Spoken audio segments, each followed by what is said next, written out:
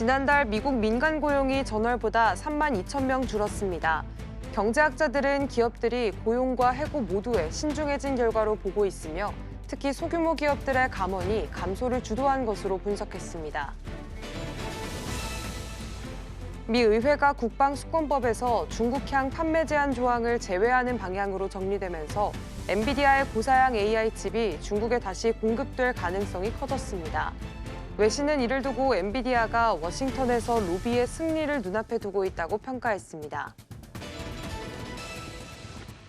스콧 베선트 미 재무장관이 대법원이 상호 관세를 위법으로 판단해도 무역법 301조, 122조와 232조를 활용해 동일한 관세 구조를 이어가겠다고 밝혔습니다. 그는 관세 조치가 영구 시행돼야 한다고 강조하며 트럼프 행정부가 관세 정책을 포기하지 않겠다는 의지를 재확인한 것으로 평가됩니다. 시청자 여러분 안녕하십니까? 출발 증시와이드 1부 진행에 이현아입니다. 간밤 뉴욕 증시 3대 지수는 상승으로 마감했습니다. 금리 인하에 대한 기대감이 더 커졌기 때문인데요. 그동안 셧다운으로 인해서 고용 지표가 나오지 않았죠. 그렇기 때문에 민간 고용 지표에 대해서 더 시선이 쏠린 모습입니다. 4만 명 증가할 것이다 라고 예측을 했는데 예상보다 큰 폭으로 감소하게 됐습니다. 2년 8개월 만이라고 합니다. 그러다 보니 역시나 금리 인하에 대한 시그널이 더 포착이 된 것으로 확인이 됩니다. 오는 9일에 FOMC 회의가 열리게 되니까요. 이전까지 함께 참고해 보시면 좋겠고요. 세일즈포스 실적이 나왔습니다. EPS 상회했고요. 매출은 하회했지만 4분기 가이던스를 높게 잡은 것으로 확인이 됩니다. 지금 현재 애프터마켓에서 5% 가까이 상승하고 있다는 점까지 함께 챙겨드리겠습니다. 그렇다면 어제장 국내 증시 분위기는 어떻게 마감을 했을까요? 자세한 마감 상황 살펴보도록 하겠습니다. 네, 국내 증시 코스피, 코스닥 양시장 상승으로 마감했습니다. 요즘 날씨는 너무 추운데 시장은 붉은 기운이 가득한 상황입니다. 12월 들어서 계속해서 좋은 흐름이 이어지고 있는데요. 드디어 4,000피로 다시 회복이 된 모습입니다. 오늘도 추이를 녹여줄 수 있을지 이 점에 대해서 주목해 보시면 좋겠습니다. 특히나 코스피 안에서는 외국인과 기관 1조 원 넘게 매수세가 들어온 모습이 체크가 되고 있고요. 코스피 안에서 역시 12월 내내 3거래일째 계속 매수세가 이어지고 있습니다. 코스닥에서도 좋았습니다. 2년 4개월 만에 지금 최고 지수를 계속해서 이어가고 있는 코스닥의 분위기까지 살펴보시면 좋겠습니다. 그러다 보니 코스닥에 지금 이 자금들이 몰리고 있는 것이 확인되는데요. 사상 첫 시가총액 500조 원 입성에 초입기에 들어간 모습입니다. 어제까지만 하더라도 497조 원 정도로 지금 코스닥의 분위기 시총이 찍히고 있으니까요. 이전까지 함께 탄력을 오늘도 받아갈 수 있을지 주목해 보시면 좋겠습니다. 그렇다면 반도체 투톱의 흐름도 볼까요? 삼성전자는 올라가고 SK하이닉스는 내려가는 흐름. 요즘 계속해서 좀 펼쳐지고 있는 것으로 확인이 됩니다. 삼성전자 1% 상승을 했는데요. 그러다 보니 이 안에서 삼성그룹주들도 같이 반등 흐름을 보이고 있는 것으로 체크가 되고 있습니다. 삼성물산까지도 9% 상승 흐름을 가지게 됐는데 이 안에서 또 이슈가 있었죠. 지금 삼성물산 안에서도 지금 이재용 삼성전자 회장과 안에서 그 명예관장인 홍라이 명예관장이 삼성물산 지분을 이재용 삼성전자 회장에게 전량 증여한다라는 소식이 전해지면서 아무래도 신고가 흐름까지 가졌다라는 점까지 함께 챙겨드리겠습니다. 이 밖에 반도체 안에서 소부장에서도 순환매가 돌고 있는데요. 어제는 속행 관련된 종목들이 상승하는 모습을 가지게 됐습니다. 심텍홀딩스가 10% 강세 흐름을 보였습니다. 이 밖에 방산 모멘텀도 볼까요? 어제 한화에어로스페이스가 5% 강세 흐름을 보이게 됐는데요. 스페인 군사 전문 매체가 현지 포병, 현대와 산업에 대해서 지금 주요 후보를 한화에어로스페이스로 또 꼽고 있다라는 소식이 나왔기 때문입니다. K9 자주포가 부상을 하고 있다라고 보도를 한 점이 아무래도 호재로 반영한 것으로 체크가 됩니다. 이 밖에 원전에서도 일젠파워가 9% 상승했고요. 원전 안에서 전반적으로 흐름이 굉장히 좋았는데요. 대미 투자 이야기 나오게 되면서 원전주들 다시 급부상할 수 있다라는 이슈가 나왔죠. 잠시 후에 브리핑 통해서 자세하게 짚어보도록 하겠습니다. 그렇다면 요즘 흐름이 증시 분위기가 좋기 때문에 증권사 안에서의 수익이 굉장히 좋다라는 이야기도 함께 나왔습니다.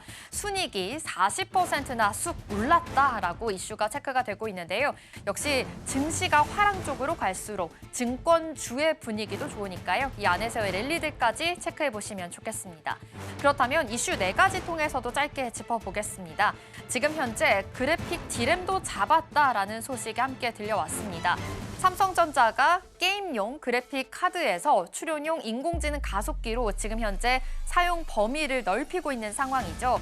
여기에서 GDDR7 점유율 70%까지 지금 확대하고 있다라고 하는 전망들이 함께 나왔습니다. 역시 삼성전자 안에서 힘을 더 키우고 있고 몸집도 커지고 있으니까요. 이 안에서의 랠리들 체크해 보시면 좋겠고요. LG 이노텍이 내년 1월에 열릴 CES에 참석한다라는 소식이 전해졌습니다. 세계 최대 전자 IT 박람회죠. 그러다 보니 이 안에서 어떤 제품들을 선보이게 될지가 주목이 되는데요. 자율주행, 전기차 기반으로 해서 모빌리티 솔루션을 대거 전시한다고 합니다. 인공지능 차량 컨셉으로 해서 핵심 제품들이 공개가 된다고 하니까요. 이 안에서의 랠리들까지 참여해 보시면 좋겠습니다. 이 밖에 삼성 에피스홀딩스가 어제 5% 강세를 보이게 됐는데요. 데뷔를 하자마자 계속해서 뚝뚝 떨어지는 주가 흐름이었었죠. 그러다 보니 극심한 저평가가 됐다라는 이슈와 함께 저가 매수세가 유입이 된 것으로 보입니다. 5% 강세 흐름 보였습니다. 네, 오늘은 에인드 바이오가 코스닥 시장에 상장을 하게 됩니다. 오늘 공모가 11,000원으로 지금 예상이 되고 있는 상황인데요. 항암제 개발사입니다. 바이오 안에서 그리고 코스닥의 분위기도 좋은 만큼 오늘 시장 분위기가 어떻게 대비할 수 있을지 이 점에 대해서도 주목해 보시면 좋겠습니다. 네, 이렇게 요즘 시장 분위기 다시금 올라가고 있고 코스닥의 분위기도 굉장히 좋습니다. 천스닥으로 더 향할 수 있을지 이 점에 대해서 더 주목을 해보셔야 될 것 같은데요. 일단 어제장 분위기 안에서 특징적인 흐름이 조방원 섹터가 다시금 올라왔다라는 겁니다. 방산 모멘텀, 원전 모멘텀이 다시금 살아나는 모습이었는데요. 이 중에서 원전 쪽으로 자세하게 클로즈업 해볼까 합니다. 다음 장 통해서 확인해 보겠습니다. 네, 미국의 상무장관이 한마디를 했죠. 그러다 보니 원전에 대한 모멘텀이 살아난 것으로 확인이 됐는데요. 역시 원전의 르네상스가 시작이 되는 걸까요? 현지 시간 2일이었습니다. 백악관 내각회의 자리에서 하워드 러튼이 미국 상무장관이 공식 발언을 했습니다. 한국과 일본이 미국 내 7,500억 달러 현금 투자를 하게 될 텐데 여기에서 일본이 5,500억 달러, 한국이 2,000억 달러다라고 이야기하면서 우리는 그 돈으로 원자력 발전소부터 지을 것이다라고 발언을 했습니다. 역시 돈이 어떻게 쓰이는가 하고 보니까 원자력 발전소에 쓰이겠다라고 명확히 하면서 아무래도 원전 쪽으로 호재가 붙은 것으로 확인이 됩니다.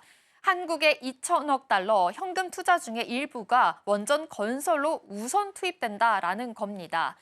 원전도 할 거다가 아니라 이제는 1순위로 원자력으로 지금 못 박은 표현이다라는 점에서 봤을 때 원전 인프라가 더욱더 커질 것이다라고 해석을 해볼 수가 있겠습니다.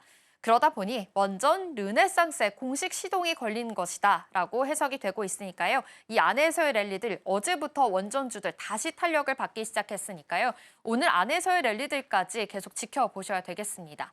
그렇다면 한국과 일본 이야기 나왔습니다. 투자 이야기와 함께 미국에서 또 어떠한 이야기가 나오게 있는지 다음 장 통해서 보겠습니다. 네, 미국 안에서는 원자력 병기고를 가져야 한다라고 이야기를 했습니다.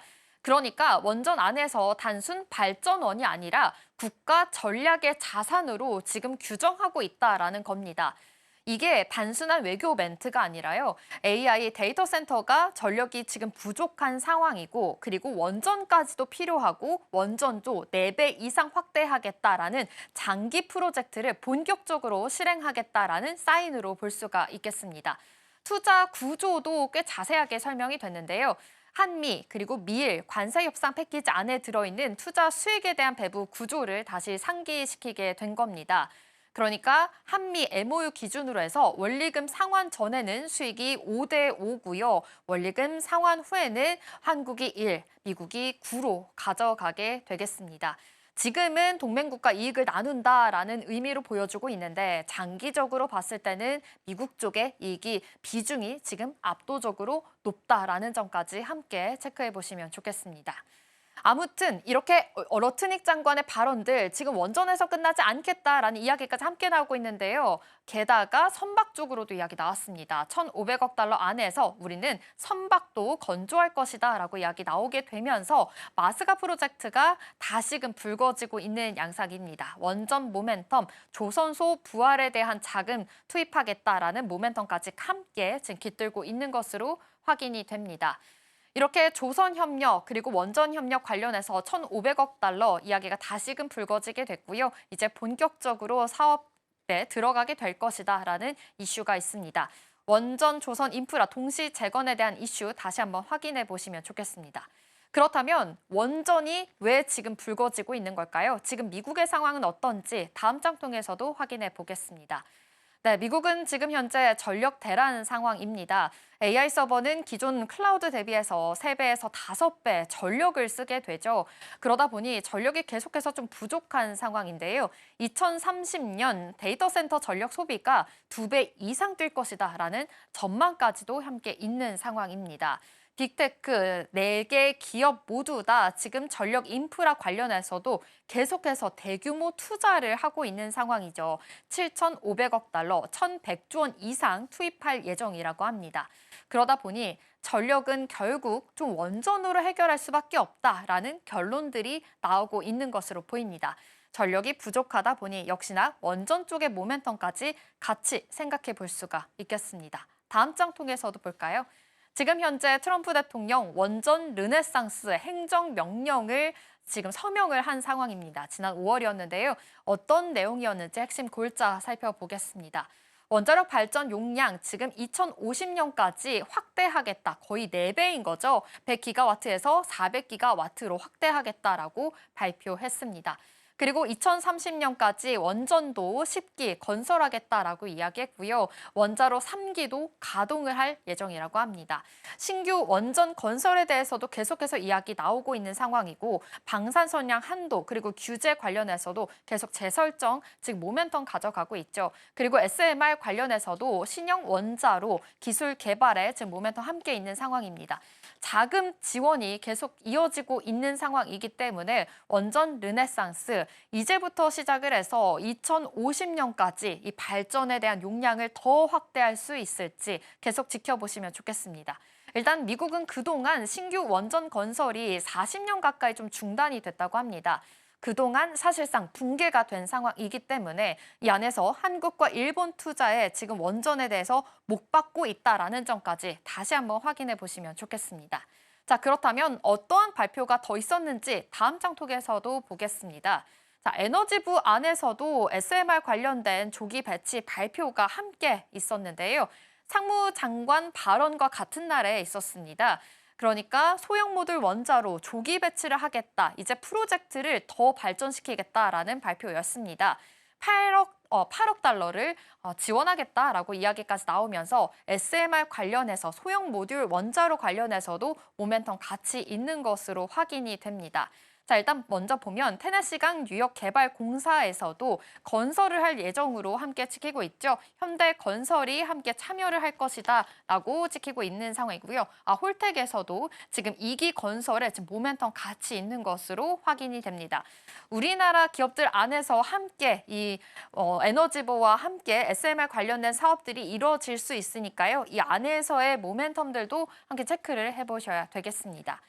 지금 트럼프 정부 신규 원전뿐만이 아니라 폐쇄 원전 쪽으로도 가동을 본격적으로 지원하고 있다고 하는데요. 다음 장 통해서 폐쇄 원전 관련해서도 지켜보겠습니다. 자, 먼저 팰리세이드 같은 경우 지금 이 홀텍이 인수하고 있고요. 재가동 승인이 된 상황입니다. 지금 폐쇄 연도 보면은 2022년이었는데요. 재가동을 하겠다라는 쪽으로 좀 모멘텀 잡혀 있는 것으로 보이고요. 스리마일 아일랜드 쪽에서도 2019년에 폐쇄를 했었는데 재가동 추진하고 있습니다. 역시나 두에인 같은 경우에서도 2029년 재가동을 목표로 추진하고 있는 상황이니까요. 이제 원전 건설에 대한 모멘텀뿐만이 아니라 폐쇄 원전에 대한 재가동 모멘텀까지 생각해 보시면 좋겠습니다. 다음 장 통해서도 확인해 보겠습니다. 네, 지금 미국이 한국을 필수 파트너로 보는 이유가 있는데요. 어떤 이유인지도 보겠습니다. 지금 현재 미국 안에서의 문제들도 해석을 해봐야겠죠. 역시나 신규 원전 건설에 대한 실적이 현재 전무한 상황입니다. 40년간 봤을 때 전무한 상황이고 여러 가지 지금 지연들도 있기 때문에 우리나라의 경쟁력이 필요하다라는 겁니다. 우리나라 원전 아시다시피 지금 UAE 바라카 원전에 성공을 한 상황이죠. 그리고 정시 준공, 온타임과 온버짓이 굉장히 유명합니다. 예산 준수와 정시 준공까지 완벽하게 하고 있기 때문에 지금 미국 안에서는 아무래도 우리나라의 경쟁력이 더 필요하다라는 점을 확인해 볼 수가 있겠습니다. 설계와 조달, 시공, 운영 전체 생태계를 가진 나라는 우리나라다라는 점으로 해석이 되고 있는 상황이고요. 글로벌적으로도 가장 신뢰받는 점이다라고 봤을 때 자금 흐름들이 더욱더 들어오게 될 것으로 확인이 됩니다.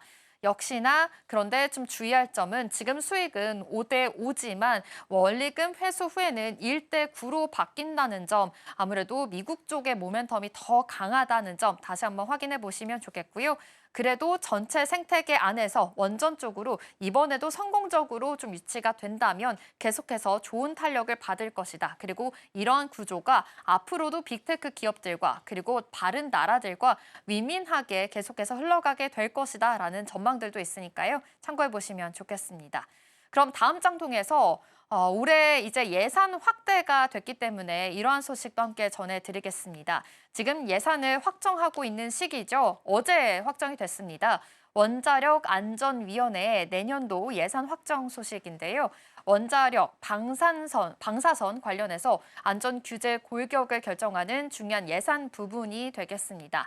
규모부터 보자면 2025년 예산안과 기금 운용 계획안이 지금 국회를 통과한 상황이고요. 2,927억 원으로 확정이 됐습니다. 그러니까 올해보다 내년이 지금 5.7% 증가한 수준이다라는 점 짚어보시면 좋겠습니다. 네, 이번에 가장 크게 좀 공통적인 특징적인 흐름으로는 차세대 원자로 관련해서도 이슈가 있습니다. 특히 SMR 규제 역량에 대한 강화입니다. 국내에서도 SMR 개발 지금 본격화하고 있는 상황이고요. 미국과 유럽 역시도 SMR 인허가 경쟁이 좀 치열해지고 있는 상황이기 때문에 한국도 국제 수준의 규제 기술을 선제적으로 확보해야 된다라는 상황들이 계속해서 있는 것으로 보입니다. 이를 위해서요, R&D 예산 또한 늘리고 있는 것으로 확인이 됐습니다. 174억 원 지금 늘어나면서 앞으로도 R&D 투입에 대해서도 가능성 점쳐보시면 좋겠고요. 한국 안에서 SMR 시대 규제 인프라 본격 구축까지 계속해서 확대해 나갈 것이다라고 이야기 나왔습니다.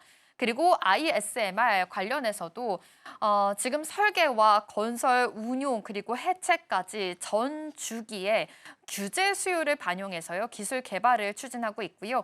냉각재를 물로 쓰지 않는 비경수로형 이 차세대 SMR까지 해서 지금 새로운 규제 체제도 마련하고 있는 상황이니까요.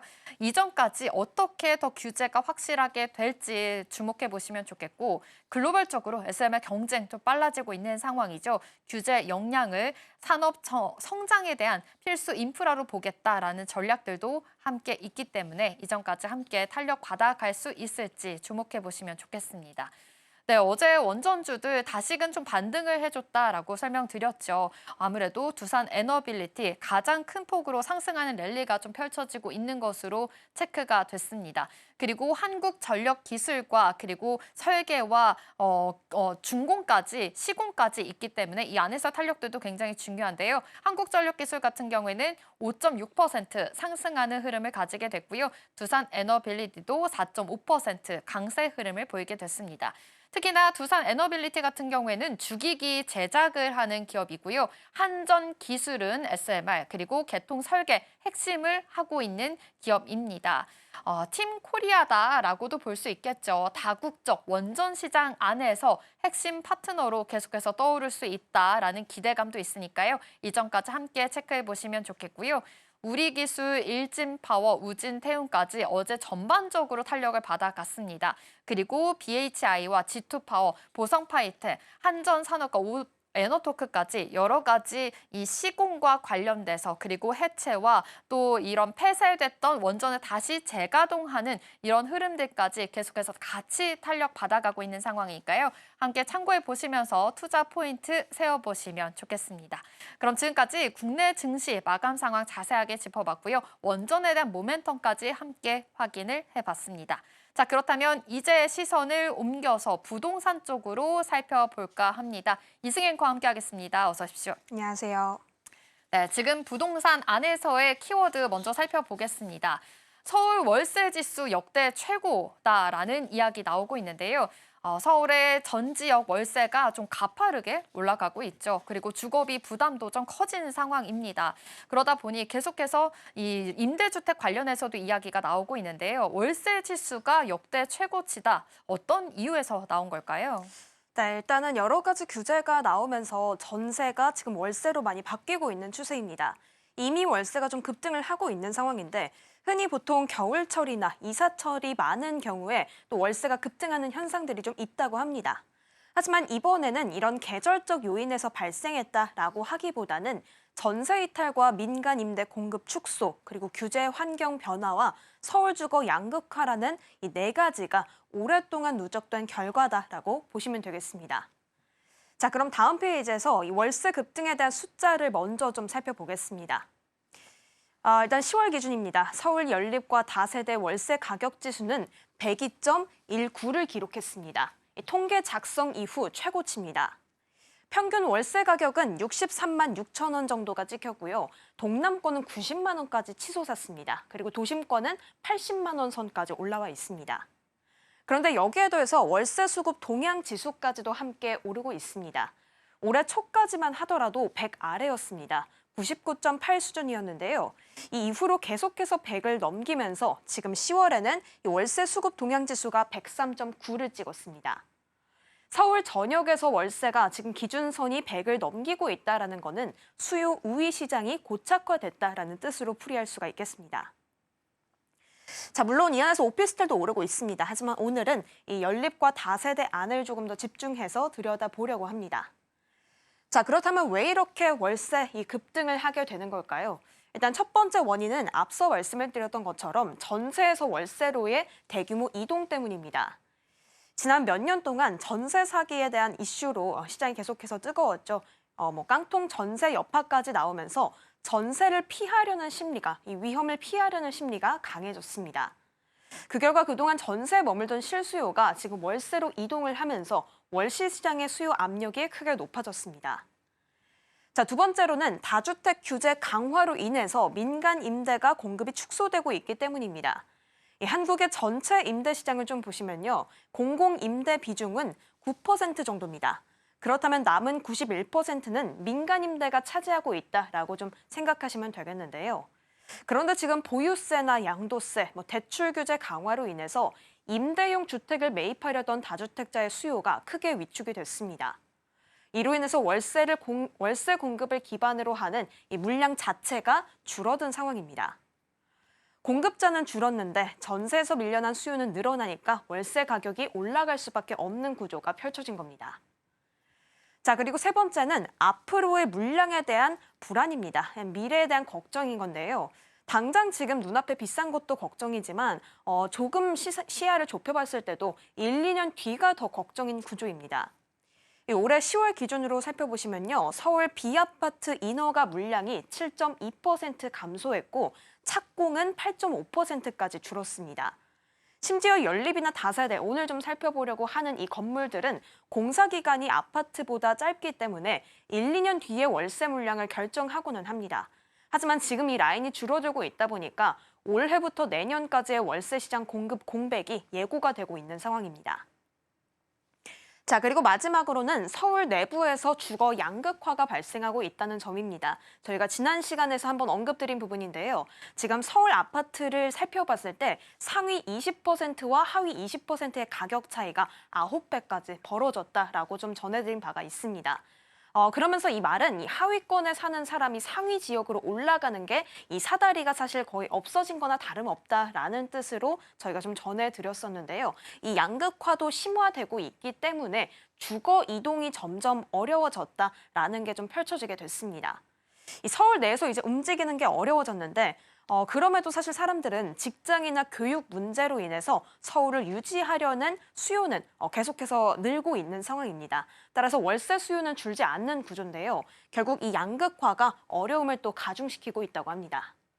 결국 이 말씀드린 네 가지 요인이 좀 맞물리면서 현재의 월세 급등은 일시적인 게 아니라 구조적인 상승이다라는 분석이 많습니다. 많은 분들이 지금은 너무 비싸니까 조금만 대기하고 있으면 떨어지겠다라고 좀 생각하실 수가 있는데요. 이제 월세 쪽에는 이 공식이 점점 통하고 있지 않다고 합니다. 언급드렸듯이 전세는 지금 사기 리스크로 이탈 현상이 가속화되고 있고요. 매매 같은 경우에는 규제나 대출로 진입 장벽이 상승했습니다. 그리고 민간 임대 공급은 축소하고 있는 상황이 함께 나오고 있죠. 착공도 감소하고 있습니다. 이렇게 사방이 막힌 상황에서 기다리면 언젠가는 싸지겠지라는 기대는 현실적으로 힘이 빠질 수밖에 없습니다.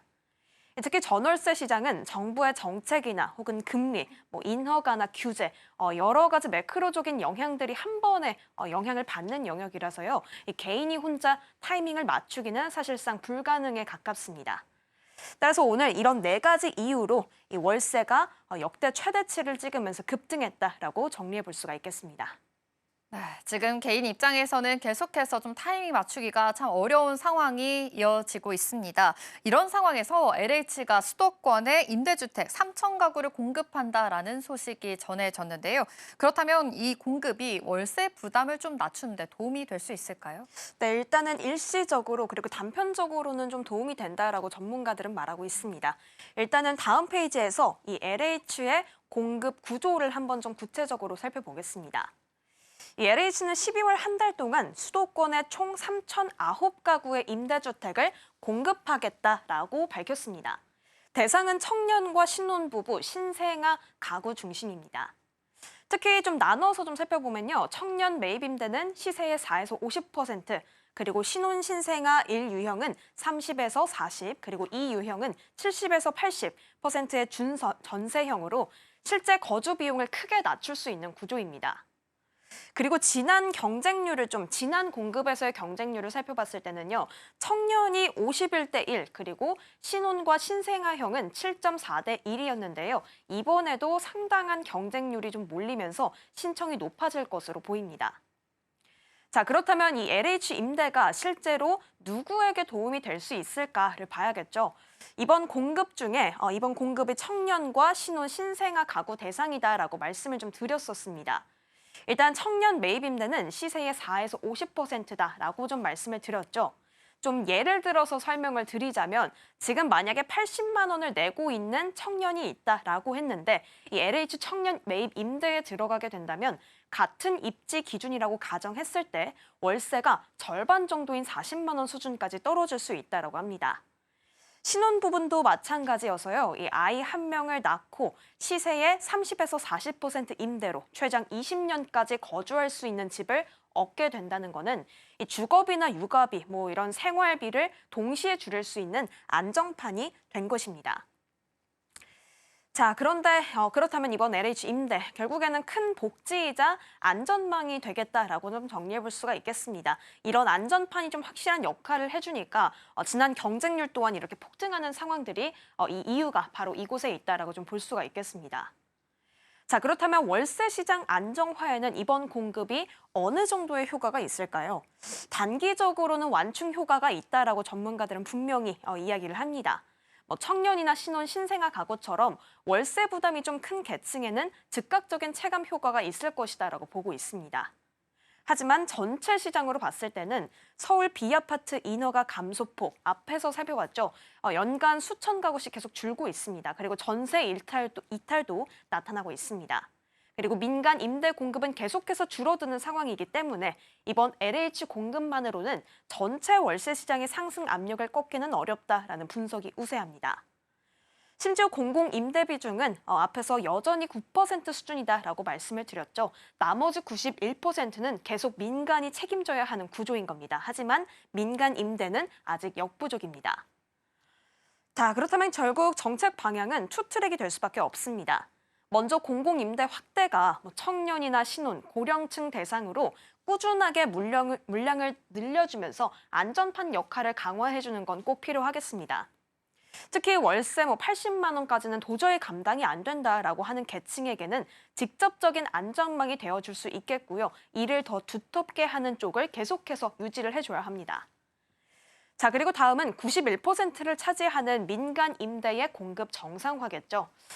일단 연립이나 다세대 착공이 일정 수준 이상 유지될 수 있도록 여러 가지 외부적이고 세부적인 조건을 조정하는 게 중요하겠습니다.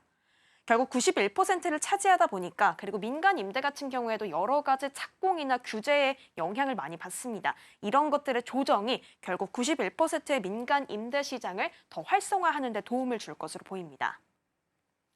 자, 그렇다면 마지막으로 시청자 여러분 입장에서 좀 정리를 해보겠습니다. 이 지금과 같은 구조에서 청년과 신혼, 무주택자가 가져가야 할 전략은 크게 3가지 정도로 좀 말씀드릴 수가 있을 것 같은데요.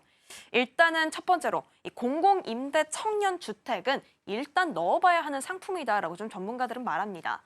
즉 특히 지금 같은 월세 난 시장에서는 확실한 안전망이 돼주고 있습니다.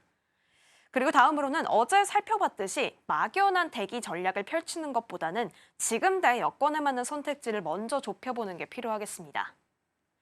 자, 오늘 이렇게 서울 월세 폭증의 배경과 그리고 LH 공공임대 확대까지 좀 살펴봤습니다. 공급 축소와 전세 이탈이 겹치면서 월세 시장은 앞으로도 높은 부담이 이어질 것이다라는 전망이 나오고 있습니다. 따라서 막연한 기다림보다는 현실적인 전략 설정이 꼭 필요하겠습니다. 지금까지 마켓 클로즈업이었습니다.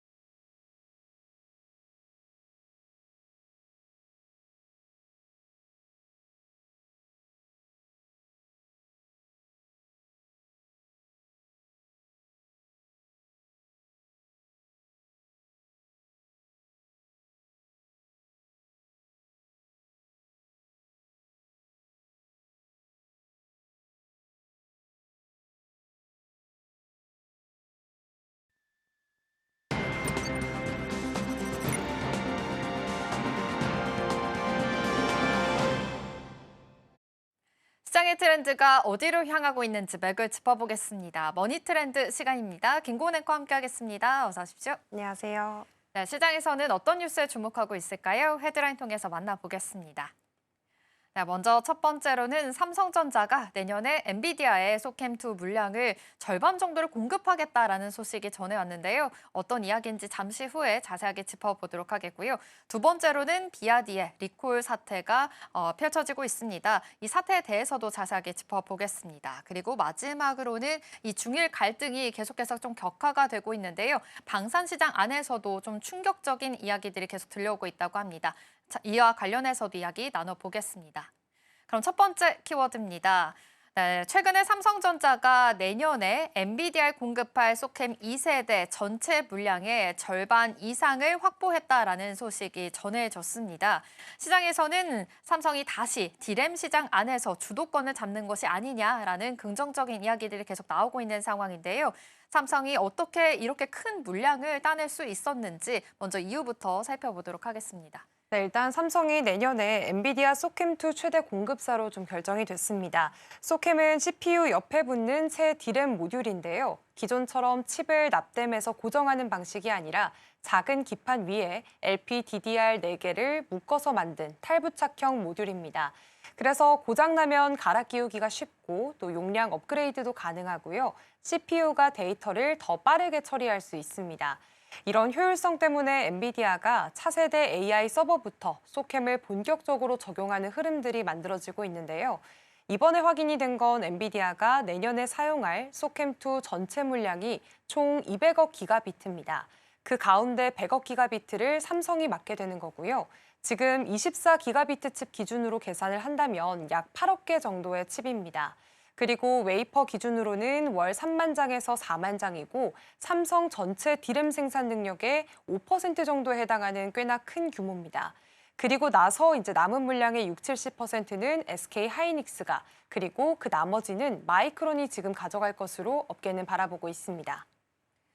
네, 사실 1세대 소캠은 지금 마이크론이 거의 독점하다시피 했죠. 그런데 2세대 소캠, 지금 삼성전자가 점유율을 더 확대할 수 있을 것이다라는 기대감도 함께 나오게 되면서 어제 같은 경우 소캠의 관련주들이 또 급등하는 양상까지도 가지게 됐습니다.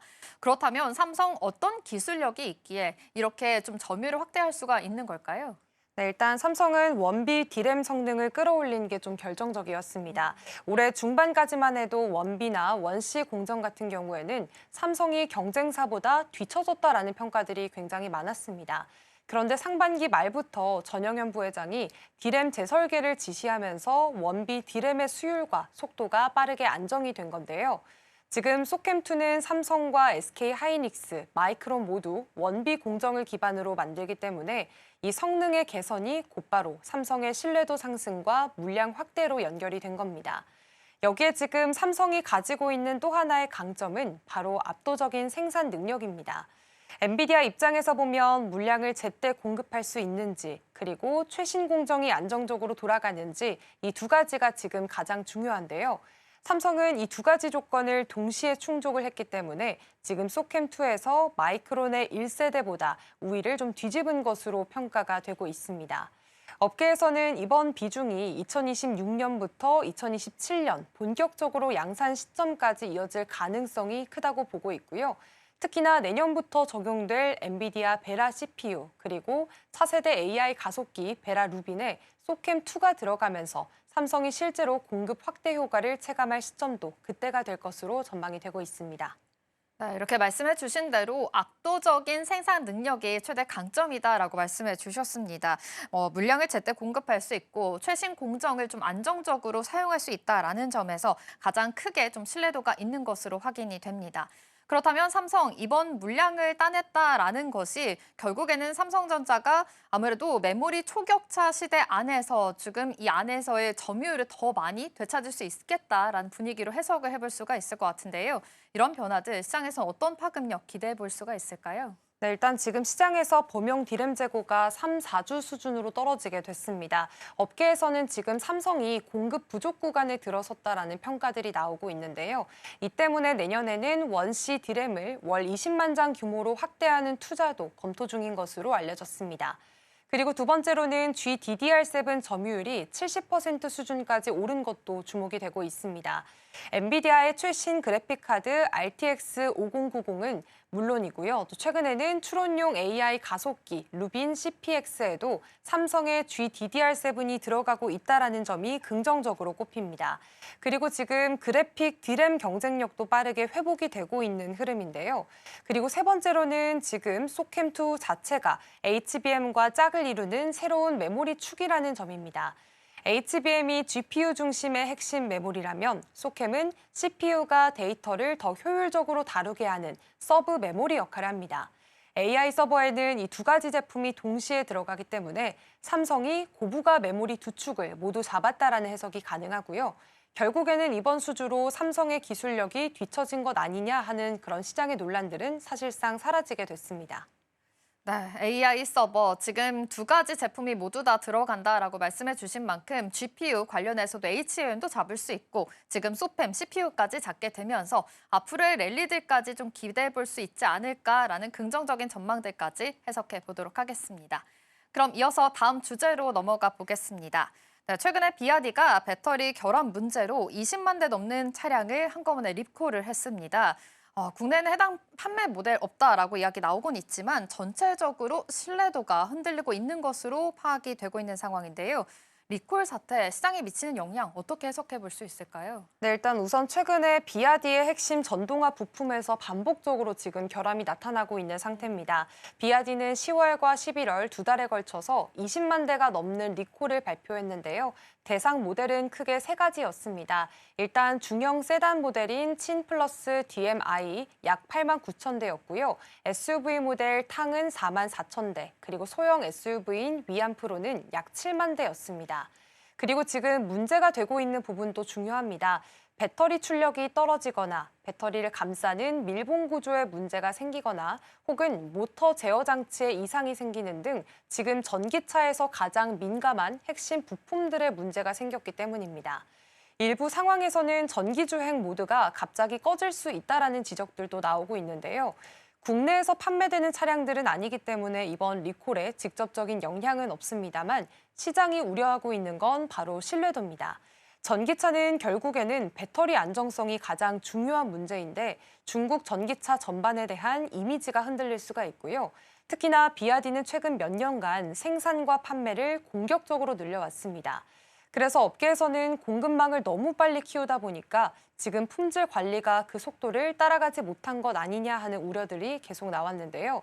그래서 이번 대규모 리콜 사태는 그런 구조적인 문제가 실제로 드러난 사례라는 평가들이 나오고 있습니다.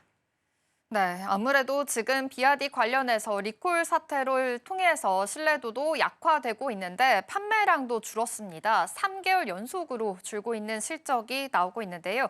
연말 성수기임에도 불구하고 감소했다라는 것은 아무래도 위기감이 좀 커지고 있는 것으로 확인을 해야 될 것 같습니다.